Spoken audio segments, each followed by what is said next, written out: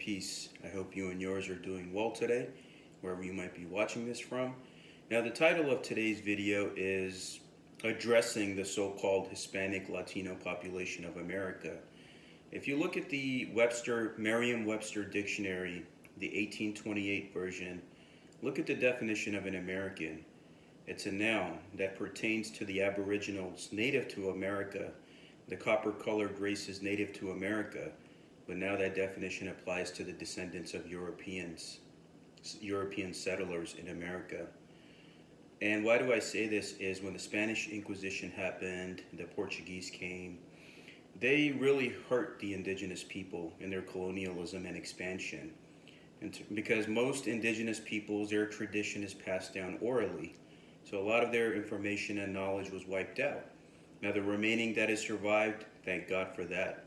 But yes, they changed their names, so majority of the indigenous people of North and South America have Spanish origin last names, they speak the Spanish language, etc.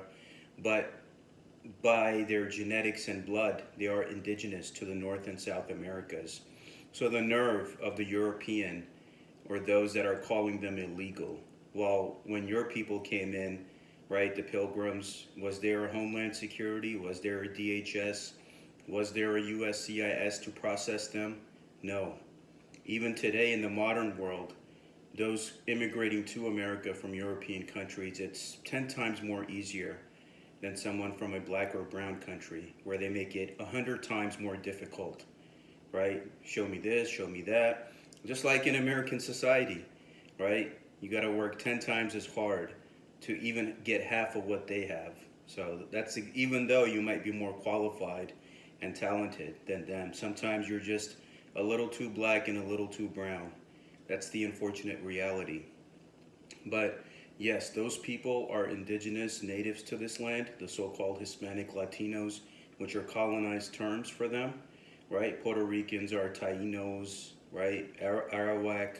You have Mexicans who are Aztecs. You have others which are indigenous to this area. Even the U.S. took that part, right? Some of the western and southern states from Mexico. It was all indigenous land before.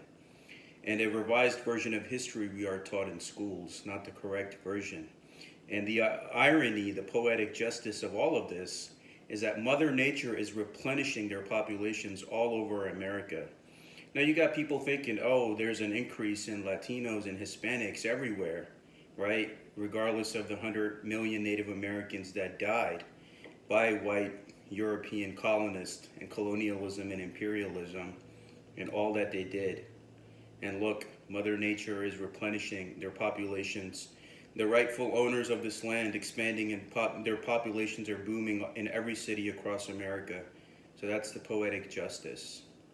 And that's exactly what it is. Everything comes in full circle.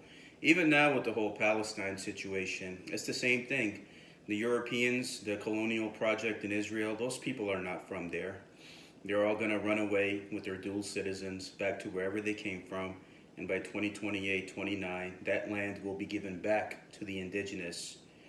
And it will be the indigenous Muslims, Christians, and Jews of that land who were there living peacefully for thousands of years before the Europeans came in and messed everything up, just like they always do.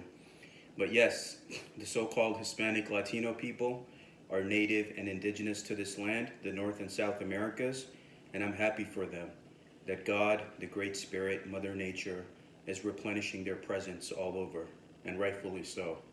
So I'm happy for all of you.